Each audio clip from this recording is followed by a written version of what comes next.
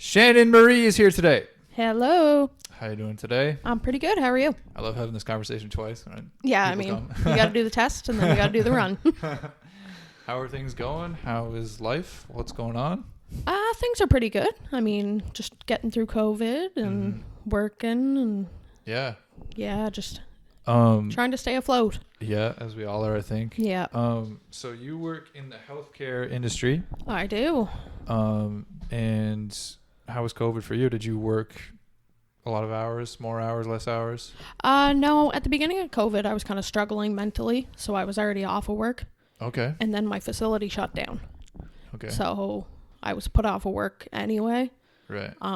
So I've just recently gone back to work and things are going good. Feeling good about being back and Oh, that's good. making your own money's pretty nice. Yes, it is for sure. Yeah. So you reached out, and I want to say thank you again for reaching out. Yeah, no problem. And I'll let you kind of tell your story wherever you want to start. Yeah, kind of starts at the beginning, I guess. Growing up, I always kind of knew I wasn't really like everybody else. Okay. I just didn't really fit in. It was harder making friends. I was kind of social, but then sometimes I wasn't. Yeah. And as time grew on, as I got older, the depression started to kick in. And then I found myself becoming suicidal at a very young age. I was in maybe grade 9. So that was pretty tough, especially for my parents. Mm-hmm. But yeah, just having those really, really dark thoughts. And I went through a lot of counseling for that. I've been kind of in counseling and off and on since. And yeah, just going through high school and all the different changes that everybody goes through. Yeah.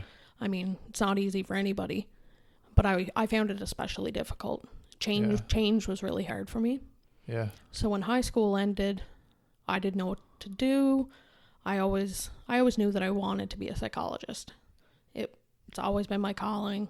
I want to help people. And I mean, where I struggle to, it's kind of my destiny. I want to be able to reach out and use my experience to help others. Exactly. And so, yeah, it probably, in first year university, I went to UPEI, but I was still living at home. So I didn't really do a whole lot that year. And then the next year I decided to move away. I went to UNB for a couple of years, and that's kind of where my drinking started. Right. I was just kind of in the residence, doing my thing, and it became too much. I was making a lot of reckless decisions, just things that weren't me. Mm-hmm. And I've been to those dorm rooms over there. Yeah. A lot of drinking goes on. Yeah, UNB they're quite party animals. Yeah. Yeah. But yeah, just like my behavior one day would be I'd be up for a couple days and then I'd sleep for a week. And then it'd kind of cycle that way. And so you wouldn't sleep at all for a couple days? And yeah. Just do nothing but sleep for yeah. most of the time? I would just stay up. I would drink. I would party. I would study, do whatever. Because I felt like I was on top of the world. Right. Everything was awesome. Right. And then the crash would come. So while I was at UNB, I was seen by a doctor. And I went to the first appointment with him. And I didn't find this out until last year. But when I went to that appointment, he diagnosed me with ADHD, which didn't really seem all that true. But, I mean, he's a doctor. I thought that's what it was. Yeah. And then last year, my doctor read the report that doctor had written, and all he put for my diagnosis was wearing a pink hat. What? That's all he put. Wearing a pink hat. What? Yeah. That's very professional. You know what? I think she's ADHD because there's something about that pink hat. Yeah. If it was blue, maybe I'd... No, it was blue. It Yeah. wouldn't be that. But pink? Exactly. And then so... I know. I was disturbed and... Do you think that it was like just a brush off diagnosis, or do you think that he just wrote that down for something to write down, or do you think like he just, what do you think? I think he wrote it just for something to write down. Yeah. I mean, they see a lot of students that are dealing with final stress and being up late like you're and when you're living in residence, and he probably just thought it was nothing major. Yeah. But once I moved home, I made the decision after 2 years out there that I was drinking too much, I was having way too much fun, and my mental health was getting to the point that I wasn't leaving my house for weeks. Right. And so I moved home, I moved in with my folks, and my behavior was clearly getting worse. So one day, I had been crying for about 3 days straight. I would just sit there in my house and just cry. Right. So I went and saw my family doctor, and he sent me to the emergency room right away to be seen by a psychiatrist. And so I was then under the care of her, and she provided me too much medication. It was just kind of trial and error, but it was making me worse. Like, I had told her I was dealing with suicidal thoughts. I was on the brinks of harming myself, and she just kind of brushed me off. And I mean, thank goodness for the mental health care we have, but sometimes at one point I did feel it failed me. Mm-hmm.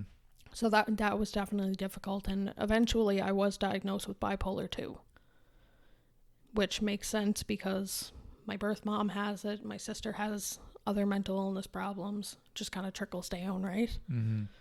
So yeah, ever since then it's been a hard go, just trying to level out my medications and keep a routine, especially. Right. Yeah. So bipolar 2 is when there's like the like flux of mania and depression, right? Yeah, it's more so the depression though. Yeah. If you do go through the mania, it's not as intense. It's not Right. as maybe life destructing. Right. But I mean, at one point I was basically self-destructing. I was ruining friendships, I was ruining relationships. Mm-hmm. I just didn't really care. Yeah. And now I've learned to cope and deal with those behaviors. Right. Yeah. So just to bring it back a little bit, like when you were a kid, you said you kind of knew that something was a little bit different. Like you would be social and then you wouldn't. Would you, looking back on it, would you classify it as depression, or was it just kind of like, I don't feel like doing this today? It's kind of hard. I mean, I grew up as a tomboy. I didn't like all the girly things. I didn't sit on my floor and plan my wedding. Right. Just not my kind of scene. You're right. Yeah. I'd rather be out playing wrestling, digging in the mud. Yeah. So I grew up with a lot of teasing about who I was in that way. Mm-hmm. Especially when it came to like friendships with girls. People just assumed. And I mean, eventually I came out and was like, oh, I do like girls as well. Yeah. But now I'm engaged to a great guy, Rob, and he's the best. But yeah, like growing up not knowing who you are and being teased about that. Mm-hmm. Like I would get called Shan the man regularly. Right. And that kind of stung. Mm-hmm. So I think growing up not knowing who I was kind of led me into that darker mindset. Right. Feeling like you're different. Yeah. Yeah, exactly. And not knowing why. Mm-hmm. Yeah. Right. And then along with when I was 5, I grew up in Newfoundland. I should have started with that. Okay. So I'm a Newfie, full Newfie. Mm. It only comes out when I drink. But when I was born in Newfoundland, I have an older sister there and my birth mother. And at one point, my mom decided she was going to go to Toronto. And my sister got left behind with our grandmother in Newfoundland. And I moved up here with my dad. And so our family was kind of torn apart from the beginning. So I think I struggled with that growing up, not being able to see my sister. Right. And that was hard as a child. Like, I came here being an only child and just learning to grow up like that. Yeah. So I think I've always Big change. Yeah, and that's hard on a little kid. Mm-hmm. So growing up without my sister and then hearing how many troubles she goes through and not being able to help her from where I am, that definitely shaped me into who I am today in the career I've chosen. Right. So then, like, leading into like the junior high and high school, like that classic change, like you said, that everyone goes through. That was like when it really got hard. Yeah, I definitely felt that I was easily influenced. I often tried to save people. Yeah. Like, I would give all of my energy and all of my emotion into my friends that were struggling, and then it would tear me down. Because, I mean, you can't pour from an empty cup. Yeah, right. So then if they were feeling depressed, like a lot of kids that age are in this day of age, yeah, it rubbed off on me. Yes. Like, I'm definitely an empath, and I soak in whatever everybody's feeling. Mm-hmm. So, yeah, being that young and feeling all those emotions, it became a lot at one point. Mm-hmm. It's crazy, like, when you're that age, like, just feels like the weight of the world is on your shoulders. Well, exactly, and you're trying to figure out who you are. You have all those hormones running through you, and, like, friendship groups are changing. You're going into high school. Like, you're pretty much starting in the rest of your life. Yeah. It's like, you just, I don't know. I think oftentimes kids don't like school, so that's like a start. And then you're at this place all the time that you don't like, and then everything else. Yeah, like, I actually loved school. Oh, did you? Yeah.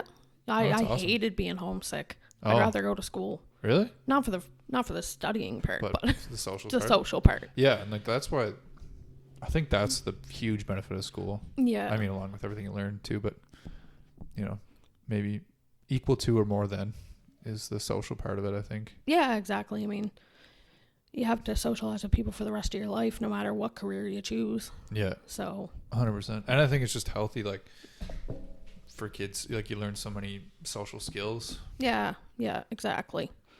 And like nowadays too, like everyone always talks about kids in the like technology age, and I think it's true. But like at the same time, like they're still getting that time at school, and like I worked in an after school program, and they're still like doing kid stuff, playing with toys. Yeah. I just find it interesting. And I mean, it's all based on the parents' suggestion, right? Like, if they want to let their kid watch a tablet, that's up to them. Yeah. I mean, I don't have children, so I can't tell anybody how to parent. Yeah, I know. I know. I've got a dog and a cat, and that's tough because like that's the way the world is now. It's like, yeah, I don't know. Yeah, it's like literally how the world is shaped now. It's like it's all on the internet. So yeah. It's just about balance, I think. Like that's kind of what, even for adults, like everyone's addicted to social media and devices. And especially people like me, like where I'm an empath, like I see somebody's post saying that their dog passed, and I'm like starting to cry for them. Right. Like it's just and all the negativity going on in the world right now, and with COVID, and it's hard not to like soak that in, because it's everywhere you look. It's on the news, it's on the radio, it's on Facebook, it's on everything, this TikTok thing that everybody's using, and like yeah I've been thinking about that, like screen time. I've been trying myself. Like I notice, like if I have a lot of screen time during the day, like I'm noticeably not doing as well mentally. Yeah. Whereas if I try to have like the littlest amount of screen time as possible, or none, like even those days, like those odd days where you have none because you're so busy that day, you're doing other things, like it's just like night and day, Yeah. It's like if you're not looking at that stuff, like I don't know, it's just so crazy. It's like all this negativity, like everything you just mentioned, like COVID and all the political stuff and whatever, like the dog that died, and then it's like you just like that's what you see, that's what you focus on. But then if you're just like living your life Yeah. and just enjoying it, like you don't even That's kind of how I'm starting to go. Like, ignorance is bliss. yeah. Like, if I'm oblivious to it, Yeah. like, I mean, I know what I need to know, Mm-hmm. but I've been trying not to go searching for Negativity. yeah, Yeah. trying to change like what shows I watch and Mm-hmm. yeah. Yeah. No, that's awesome. But I think that's a big thing. It's like, and it's not that you shouldn't be aware of what's going on in the world, or like, if you want to bring like politics, like you shouldn't be aware of like politics and vote and all that stuff. But like, It doesn't have to control your whole mental space. exactly. Yeah. Like if you can just live your own life and then just have separate time. Like I think like, you know, there was that documentary, The Social Dilemma. Oh, yes. I haven't gotten to watch that yet. I haven't either, but I have a pretty good idea. Like, you know, like the mental, it's just like there's a direct relation between social media and mental health. Yeah. I think the suicide rate has gone up steadily with like the iPhone in 2007 when it came out. But like I think the more you can just live your own life and be present in your own life and like focus on your circle of people, and make that as good as you can. Like I think that's where happiness, you'll find it. Yeah, and that's kind of what I do now. Like when I was younger, I would seek out friendship in anybody just to, like I said, try and save them maybe. Mm-hmm. Just try to be that person to help them. Mm-hmm. But I was choosing toxic people. Mm-hmm. And now that I'm going to see my psychiatrist regularly and my counselor regularly, I'm learning that having a smaller, closer group of people is what's going to get me through, because they're the ones that have been there from the beginning. Mm-hmm. There's my friend that has talked me down. There's my fiance who is there when I'm unable to shower. Mm-hmm. He runs the shower. He'll wash my hair. Like, you need to choose your quarters over your pennies. Yes. Yeah. Yeah. It's the quality and the depth of the relationship over the quantity of relationships. Exactly. But I totally think you're right. Like, your mental health is only as good as what you surround yourself with. Mm-hmm. So yeah. Yeah. And it's like, it's crazy how much like the mindset and like your, just like you said, like just the people you're around and stuff, like how much that can affect you. Mm-hmm. Like you can hang out with a friend that's super positive and you have a great time with each other, even if it's for like 10 minutes or a half hour or an hour, and then you'll have a great rest of the day. Yeah. Or you can hang out with someone who's negative, or you can watch your phone for an hour, which we all do. Like I do it. I just look at my phone mindlessly. Yeah. And then you pick it up again, and then you scroll again, and yeah, then you yeah, and it's almost like like a habit. Yeah, it's like Yeah. a reaction. It's like it's Muscle memory, is that what it's called? yeah, exactly. Yeah. Or just I forget the word I'm looking for. Just subconscious. It's like a Yeah. subconscious thing where I pick up and then Yeah. but yeah, I forget where I was going. Yeah, it's just crazy how much like the mindset and just the negativity that you have in your life can just affect like how your day goes, how you feel. Yeah. Like it matters so much, and we almost forget how much it matters. Yeah, and that's true. I mean, working in my field, I mean, I do constant cares with a couple hospitals, and I do mental health work and addiction work. So even like, it's hard because I love the work I do. I feel I make a difference. Like last night, we had a troubling patient who had a couple code whites called on her. And that's like violent behavior. But when I came on, she settled right down. I just sat down, I talked to her, and I just let her know that we were there to help her. And from then on, it was great. Right. So, I mean, that part of my day carried on through being able to help that girl. Mm-hmm. And it made me feel so good that she felt safe with me. She felt comfortable. And it can just make such a difference when you reach out to that one person. Mm-hmm. Giving back. Yeah. Has a huge impact on your mental health and giving. Yeah. Like, I had one of my coaches, mentor. I keep referencing this on the podcast, but he talked about like the big thing was like for happiness, and there's been like studies in this too, but like is we already talked about it. It was like the depth and the quality of relationships. So like building bridges to other people. Yeah. And like the more of those you have, like quality relationships you have, again, not quantity, like the happier you'll be. And then like finding your gifts and sharing them. Mm-hmm. So whatever your gifts are and sharing them, like those two things right there, if you can figure out how to do those things, like you'll probably be feeling pretty good. Yeah. And like, I feel that is one of my gifts, is being able to connect with people, being able to bring them down back on the, like on their level, and just, I can be very calm in those situations, no matter what I'm dealing with.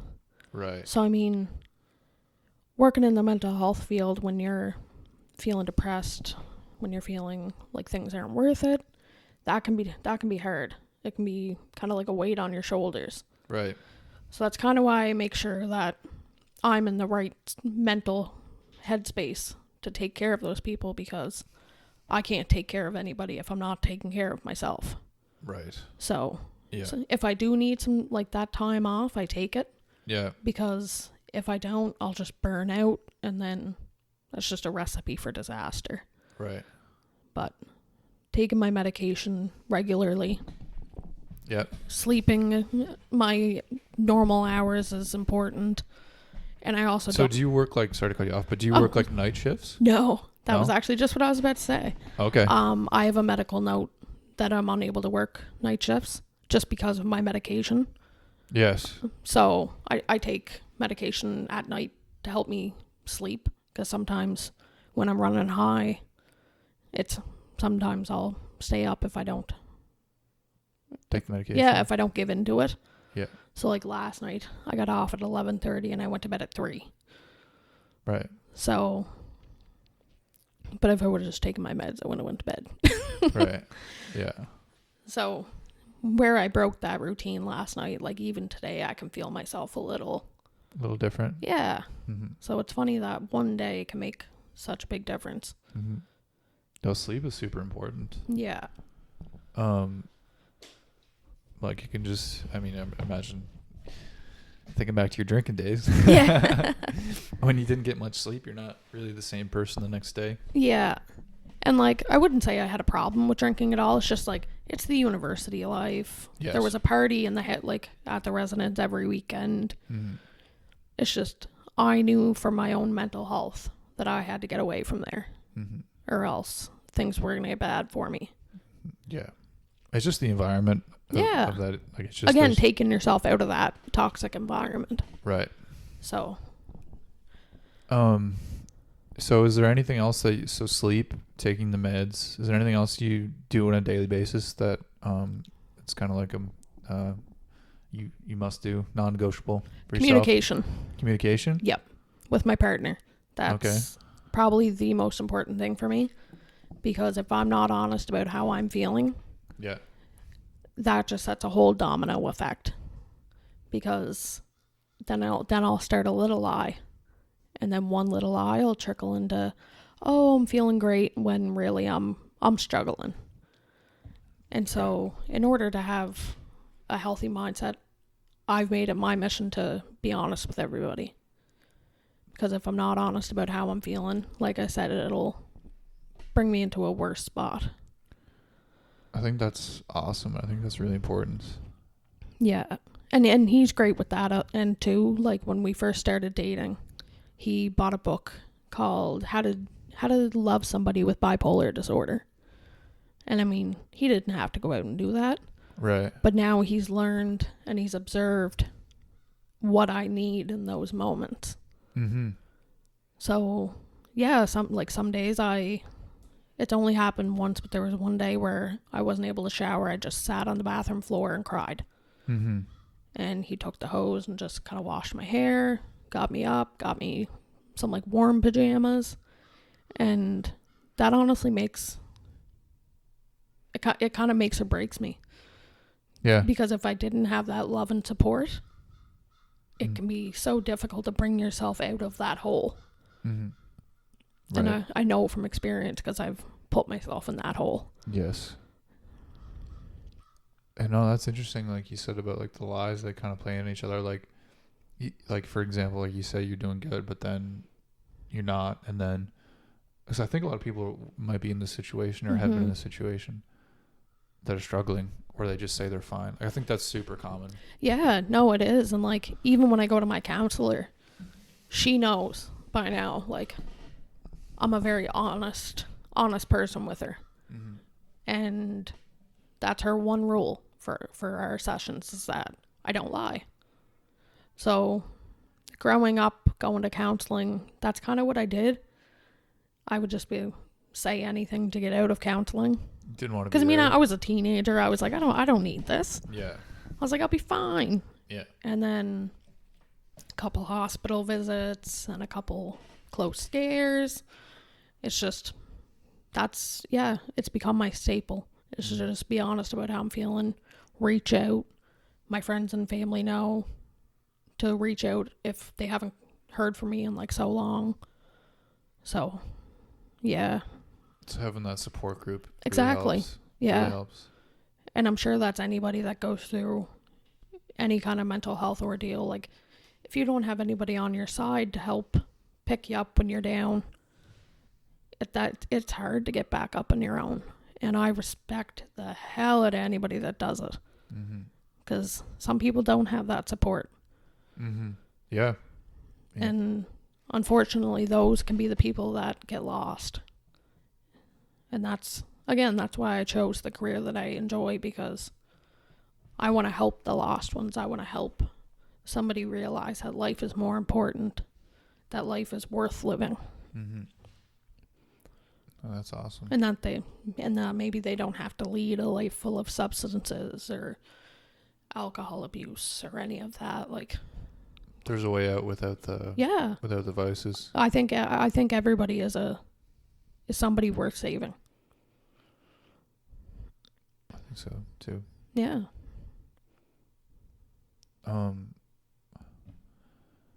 Yeah, sorry. I think that's super important though, like the communication. I think that's kind of like the meaning of this podcast, right? Yeah, exactly. And that's why I wanted to come on here, is to tell my story and explain kind of how it works in the mental health field. Like, I know everybody's kind of, I don't know, like criticizing everything going on with Unit 9 and everything. It's all in the news, right? But as somebody that works there, and I struggle as well, it's hard because I want it to all be fixed right away, and I just want to be back to helping everybody and seeing people get the help they need. Whereas some people are, because there's no Unit 9 right now, they are getting lost. They are feeling hopeless. They feel like there is no other way. So I didn't realize that. So because of COVID, there's no Unit 9 right now? Yeah, it's pretty rare. It's just for like emergency beds. That's just from an article I was reading today from Heather Kaiser. There was a guy, he actually took pills just so he would overdose, and the police would take him in so they would admit him, because he had tried to go get admitted and they wouldn't, until he was classified an emergency case. Wow. So essentially he had to overdose just to get in there? Just to get help. Yeah. Which it should not be that way. No. But it's so difficult with COVID. Like, times are tough right now. For sure. How has your perspective changed? You mentioned earlier, like when you were there and you felt like it kind of failed you at the time. How has your perspective changed, like, since working in the field? I was actually working in the field at that time. Okay. Yeah. Yeah. I was struggling. I was put off of work for about a month or a year. Sorry. Okay. Just because I felt that like I said, I couldn't care for anybody. Mm-hmm. So while I did feel like I had been failed, like I've never had any Unit 9 I've never been admitted there. I've only been to the emergency room. Okay. So just from working in Unit 9, I've gotten to talk to the patients, learn their side. I mean, I have multiple friends who have been in there. I have family. It's just,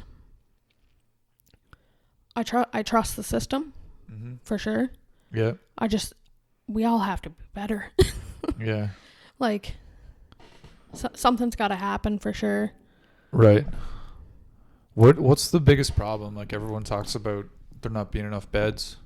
Yeah. Do you think that's like the number one, or is what's the biggest problems that you see with the system? I would say it's the number of beds, but it's also the number of like doctors that are qualified and able to be here. Because right now everybody's getting these Zoom meetings with their doctors. And I know for myself, if I talk to my doctor on the phone, chances are I'm going to lie. Mm-hmm. And the same with my counselor. Yes. For instance, she called me last week for our appointment and I was like, oh, I'm all right. And that was kind of it.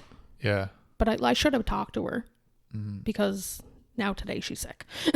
Yeah. But yeah, like it's the number of beds and the doctors. I think we need more resources. Yeah. I think mental health needs to be made a priority. Yeah. Because right now it seems to be put on the back burner. Yeah. And it's going to get somebody hurt. It really is. Somebody's going to give up because they feel that they are alone. I mean, it's probably happened. Yeah. Many times. And we just, I just personally don't know them.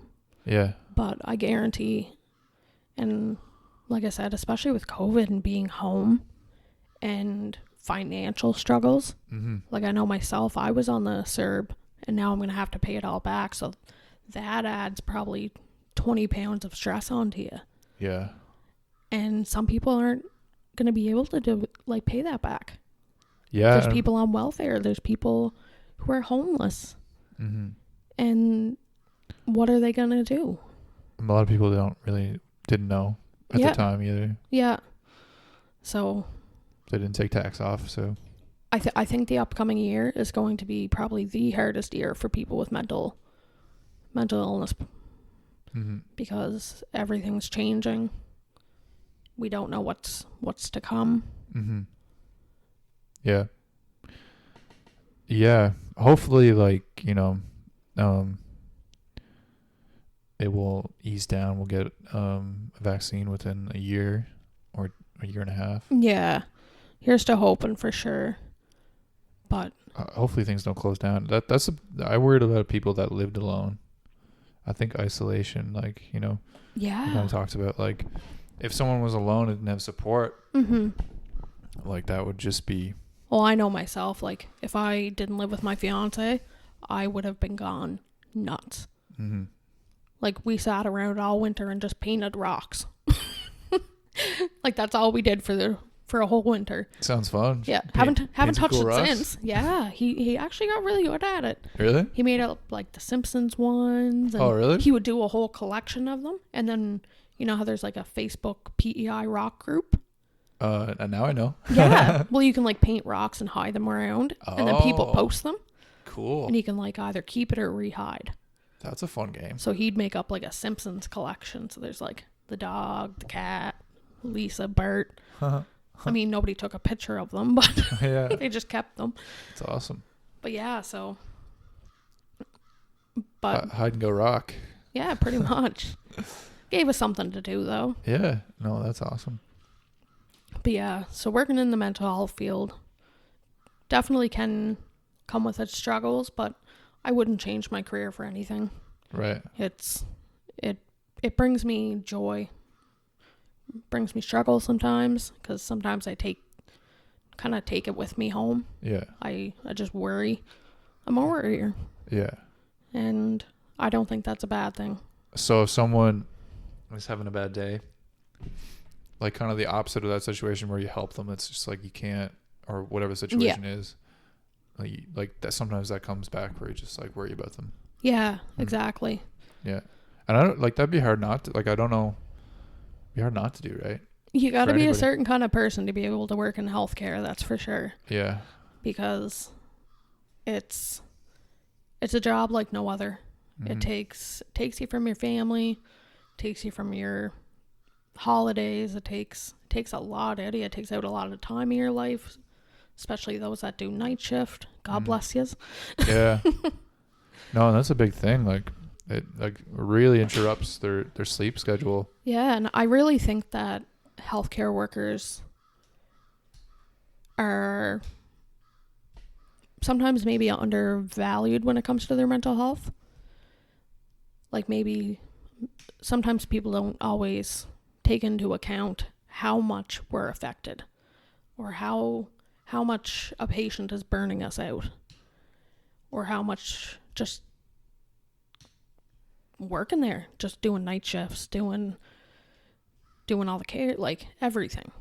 It can be undervalued, and when you do burn out, I find there's not as much support or empathy. Yeah, I guess, because you can't really call in sick and be like, I'm not having a good mental day, and it be acceptable. It seems like it's always, if you have a broken leg, that's okay. You know what I mean? Like, yes, 100%. Mental illness is invisible. Mm-hmm. So if you can't prove why you can't come in, just like, get in here. Yeah. Yeah. And I mean, sometimes, and that's for most jobs, I think. I mean, there's probably some where, you know, they would understand or whatever, but you know, just on a regular average person, I think if they just said, I'm having a bad mental health day, and I think a lot of people would say just that the physical, like, I have the flu. Yeah. I think that's a big way out. Just like, I have the flu, or I'm throwing up. Yeah. It's something that will get you out. Yeah. But it shouldn't be the case. You should be able to be honest. Yeah. And that's a part that I kind of struggle with. Like, yeah. So I've started being honest with my bosses. When I started at a new facility up in Summerside, I said, hey, look, I'm bipolar 2. I struggle. I have my days. Like, I'm going to work here. I'm going to be the best employee I can be. But you need to know that if I call in and I'm not able to come in, it's for a reason. Mm-hmm. And I think the stigma is like there's a lack of understanding, and that's kind of like an awareness. I think that was my vision for this, was just to help with that, if any way I can, or help someone that's going through it not feel like they're alone. But like, I think because there's a lack of the awareness, like the boss would look at it like they don't really know, and they just think like, oh, like if you think of it like from a business standpoint, right? Like, we all have days where we don't want to go to work. Exactly. And that's like a 2 or 3 out of 10 on the, you just don't feel like going there. I mean, like, a lot of people do what they don't like. A lot of people don't like what they do for work, so that's like most days for most people, right? Yeah. Maybe the boss like, feels some like people that. don't jump up out of bed and are excited to go to work. Exactly. Some days I am. Yeah. Like, it's great. Like, that's awesome. And like I just think there's like that's the line where it's like people like they go to that because they're not aware of like this whole other, the deeper side of it, right? And it's like with you, it's like you're very direct. It's like, I have bipolar 2. I'm going to be the best employee I can. If I call, it's for a reason. Yeah. Right? Whereas people would think like that the devil's advocate of that would be that someone would just say that just to get out of work because they don't feel like going. Yeah. Right? And that's kind of what I was trying to avoid, right? Like, yeah. And then in the same breath, I was also terrified. Like, I sat in my car for 45 minutes before I went up and told them. Yeah. And I had this cramp in my stomach. I felt nauseous because it's not easy to tell. Being honest with them could work. But what if on the flip side they were like, this girl has a mental illness. We don't know if she's capable of taking care of other people. Mm-hmm. Yeah. So they just had to put their hope and faith into me. Yeah. And I'm so grateful for that, because it is hard working in this field. Yeah. And sometimes my fiance is like, maybe something would be better. Maybe something would be easier on your mental health that you don't take home. But I can't see anything else.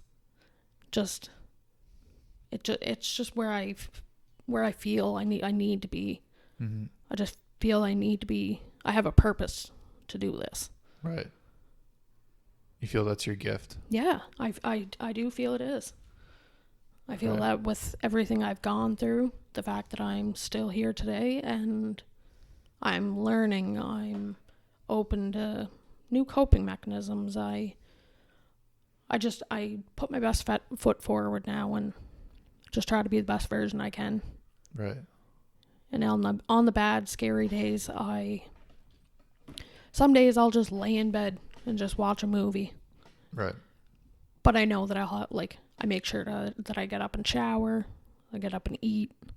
I still make sure to do those regular routines, because if I don't, I'll give in and I'll sink into that hole. Right.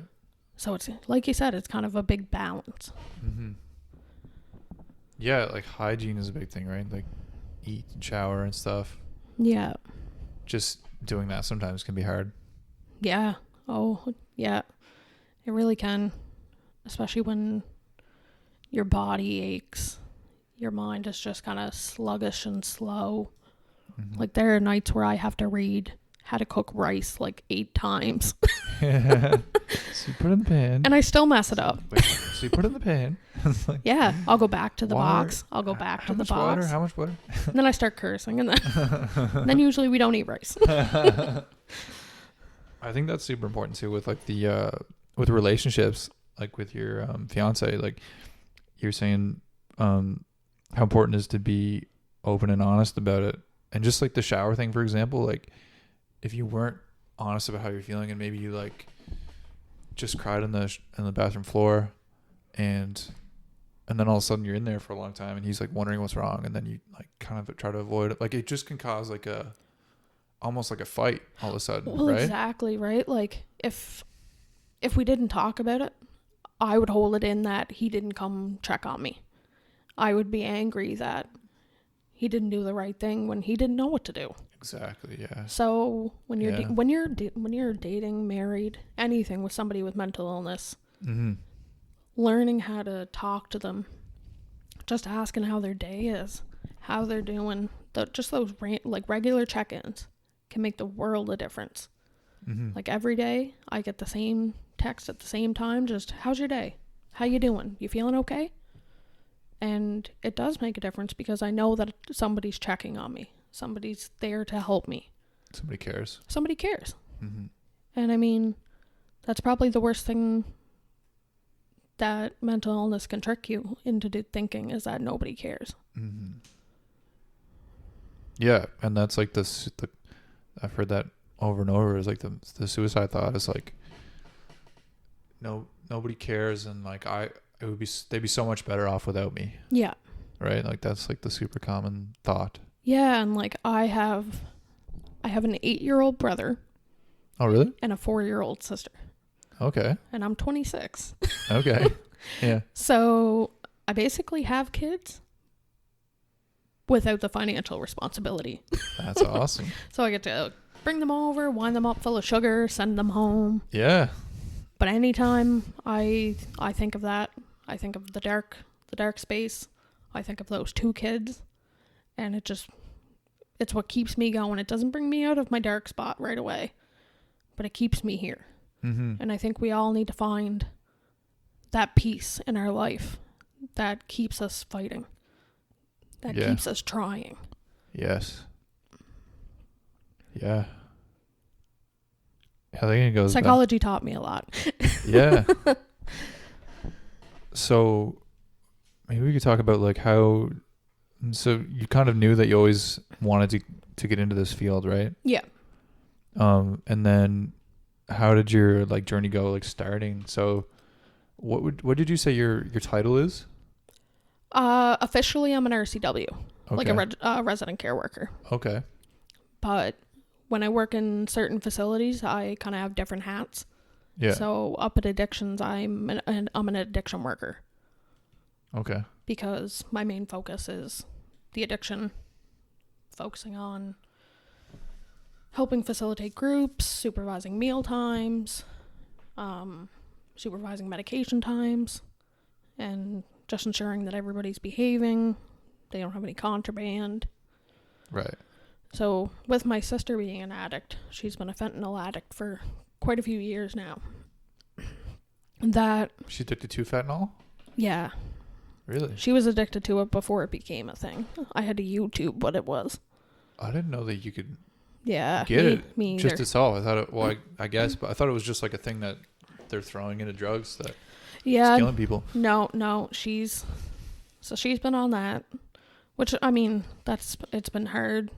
She grew up not, like I said, not having her birth mom around and not having me around, and Right. her grandmother did her absolute best. She brought her up the best way she could. Right. But growing up in Grand Falls, Windsor, it's kind of a isolated town? Yeah, it's kind of a sketchy town. A lot of drug use, a lot of crime. She's been in a jail a few times. Okay. So, I guess just where she is, my older sister, watching her take that path and not being able to do anything, I want to be able to be there and let people know that they don't have to go that way. Mm-hmm. That there is something else for them. Right. And so, like, sometimes I'll sit there and help somebody come up with maybe job opportunities that they're interested in, or help them find an apartment, or just anything really. I mean, as long as I'm helping people, I feel pretty good. Yeah. But being back to work now it's definitely bringing me up. So recently, how long were you off? I'm just going to shut this window. It's a little bit chilly. Yeah, it kind of is. He's freezing me out. So how long were you off recently? I was off for about a year again. Okay. Yeah. So I was kind of off for I was off for a year, came back for a few months, then COVID happened, and then I was off for about 6 to 8 months. So was everyone off during that time? Or was like... Oh, the facility? Yeah, Yeah. the facility closed during COVID. Okay. The addiction facility. Yeah. So everybody was just kind of sent home. That's scary, eh? Yeah. Just and sent home. It just recently opened, I think in August maybe. Okay. Maybe early September. Okay.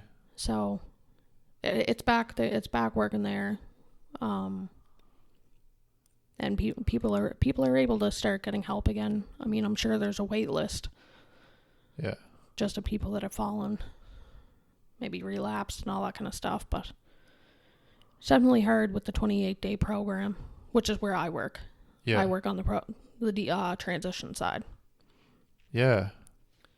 So do you notice like reoccurring people often? I find that during parts of the season, like certain seasons, we have some regulars come in. It just seems like something triggers them, something happens, maybe an anniversary. But yeah, we do see, I mean, in pretty much any facility I work in right now, besides like the medical units, it's a lot of frequent people because they tried and it didn't stand up, and then they had to wait to be able to try again. Mm-hmm. So then they got further into it. Excuse me. And yeah. So yeah, we do see some frequent people, but I don't like when we do. I'd rather see you once and you're on your way and great. One and done. It doesn't happen that way. No. I think relapses are common, like especially if it's the first time. But I had a former addict on here, Kara Ross.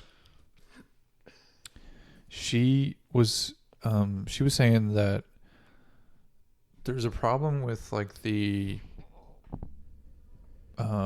reintegration into society. So like they'll go like from the facility right back in, like, so say if they have no money, they just kind of go right back into like the scene, downtown or whatever, where they don't have money and they don't know where to go, they don't know where to start, and they end up falling back into what they were doing. And that's what we try to help with at the facility is helping them get housing planning. We have a team that does that. Okay. We have a team that helps them find a job. We have counselors that are there Monday to Friday, and they're set up specifically for their certain clients, and they will assist them in any of that, like setting them up to be on social assistance, whatever they need. Yeah. But I mean, back then maybe it was different. Yeah, it could be. Yeah. So and some people think that, I'll be fine to just go back into society and I'll be fine to go home. I'm changed now. I'm all good, feeling healthy. I got 30 days in me. And then sometimes life becomes too much. Yeah. But I mean, as long as people are getting back up there and trying, that's all you can ask of them. For sure. Yeah. I'd rather help the same person 30 times than see them die. Than watch that person fail. Yeah. No, it's super interesting. I think like it's good that they do that you guys do that. Like, so I think that's kind of like, and even what you're talking about, like you helping them find it, like think of a job they like, or it'd be interesting to like, I wonder if like a vision of the future is a big thing for them. Like just from the experience I've had, like it just seems like if they could they're basically starting over again, right? So it's like finding and. Like, well, I mean, you're having to find a new friend group. You're having to have healthy relationships around. Like maybe that doesn't include your parents. Maybe your parents are a toxic environment. Yeah. And maybe you were living with them and they can't provide you with a sober living facility and you have to find somewhere else. Like their whole life literally could be changed. Yeah. And starting from scratch. Yeah. With everything going on, that I can't imagine how difficult that is. Yeah. I praise everybody and anybody that's gone through it. Yeah.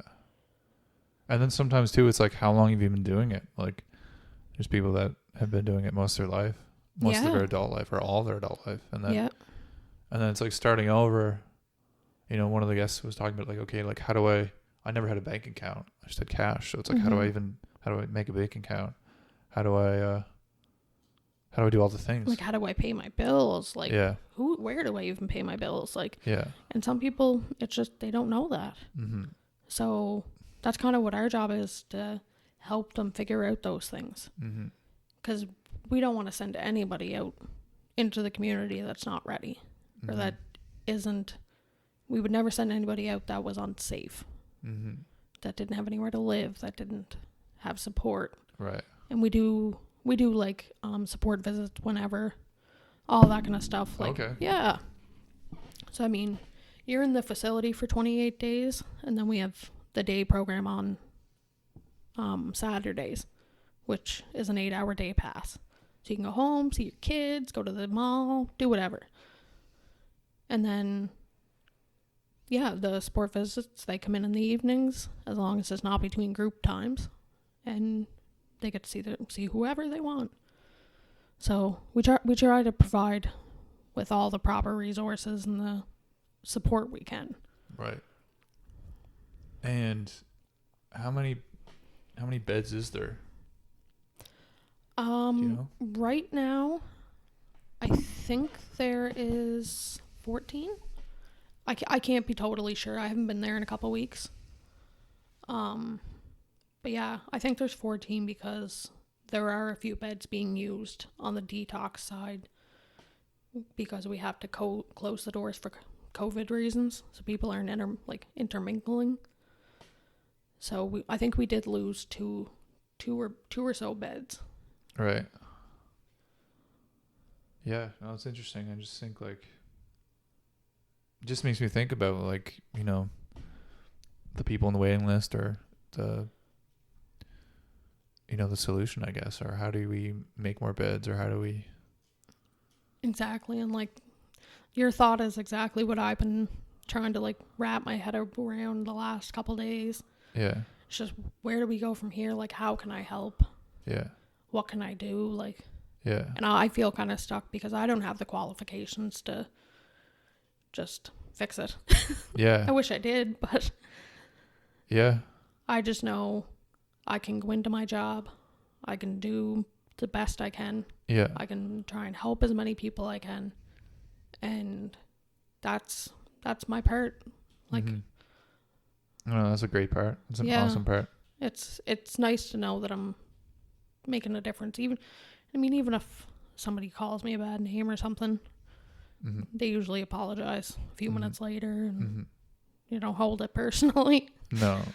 Yeah, I've seen people on like some of the worst times of their life, right? Yeah, but I find winter is definitely a time we see frequent people because it's cold. They're hungry. The seasonal depression is kicking in. The winter, like, nobody likes winter. It's dark more. And... yeah, it's dark. It's cold. You're just kind of stuck at home more.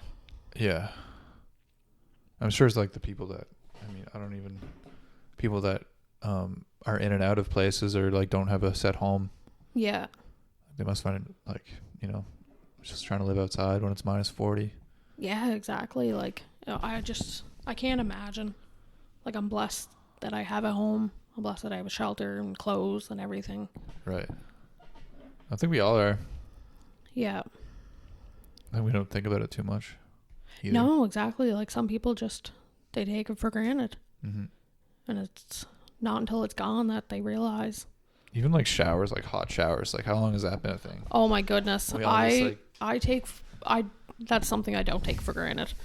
Like, I get in a hot shower and I'm like, thank you, Lord, thank you. Yeah. Because, yeah, like, I've met people who have had to have cold showers, who've had to have no showers. Yeah.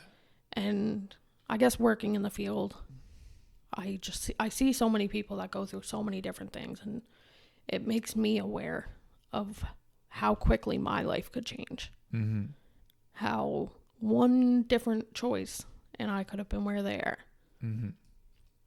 Yeah. So maybe if I can help them make a different choice, maybe they could be where I am. You know what I mean? Like, yeah. No, you never know, like, the impact you'll have on someone. Yeah. So while I do struggle with my own mental health, I feel that I'm doing a lot better lately, which is great. Especially after going through such a hard time. But yeah, now I feel confident. I feel ready to help. I just want to make it. Yeah. That's awesome. Yeah. Super noble. You're a superhero. I don't know about that. But I mean, like, without people like you, like, the mental health system doesn't work. No, right? It doesn't. And I mean, you have to really love your job to be able to work in mental health. Because otherwise you're just going to make things worse. Yeah. So has there been like a struggle with like your medications, like trying to get the right ones or right? Oh, absolutely. Yeah. Yeah. When I was first diagnosed, they started me on lithium, maybe? Or no, Dival-Pro-X, which is like a medication for seizures and bipolar. But it was causing like really, really bad suicidal thoughts. Like, the second I got into a car, I would cry. Because the thought would come over me like, I just want to veer and go off. And it was terrifying. Like, I stopped driving by myself because I couldn't shake that feeling. Right. And then my doctor wasn't listening to me. And then eventually I took myself out of her care. And I said, this is enough. I'm not taking these pills anymore. And I ended up getting a new psychiatrist. Fairly lucky, which was I'm very blessed for that, because some people have to wait years. Like, I've known people who've had to wait up to 4 years for a psychiatrist. And that's to get prescribed? Or Yeah, like, that's just a... like a doctor will prescribe them, right? But the psychologist will have a better understanding? Well, I know when I went to my family doctor, he said he didn't want to prescribe anything because that wasn't his area of expertise. Mm-hmm. And that's why he sent me to the hospital that first day, to get me a psychiatrist, get me on a routine, and figure out what was going on. He's like, I don't want to prescribe you anything if, like, the mental, like, the brain isn't my forte. Mm-hmm. He's like, he just wanted somebody that was specialized in it. Mm-hmm. Which, I mean, that's fair. And now, I mean, it's still kind of trial and error. Up until a couple weeks ago, I was feeling I needed another change. But the last couple of weeks have been a little better, so I'm going to leave it with what it's at. But at one point, I was taking 19 pills at night. Wow. 19. And then a few more during the day. Wow. So I was pretty over-medicated. Yeah. And I could feel it. I was sleeping all day. I was crying all day. Like, it definitely wasn't helping. But Right. now I'm down to, I take roughly about 9 pills the whole day. Right. So, and I'll take it if that's what's going to keep me stable and keep me, because once I start becoming self-destructive, it's a terrible feeling and it's scary. I don't ever want to go back there. Mm-hmm. I have too much to lose now. Yeah. Was that kind of like because that's a common thing too, I find. Was that like a hard thing for you to take medication like originally? Or did you feel like, okay, I need this, or? Where I work in the mental health field, Right. and where I studied psychology, Yeah. I knew that something was wrong in the chemicals in my body. Right. And that I wasn't going to get better Mm-hmm. until something was fixing me. Mm-hmm. Like, I tried exercising, I tried meditation, I tried everything. And it was just not getting better. Mm-hmm. And now that I am on that regular dose, it seems to be leveling out. But yeah, for a while it was bad. Mm-hmm.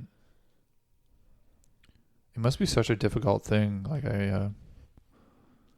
doing this, I've just heard a lot about it. Like just going through the process of just that, like finding the right one, finding the right dose, and then like Adjusting to it. adjusting to it. Like when you're first put on a whole new cocktail of medications, the symptoms and all that kind of stuff that goes with it.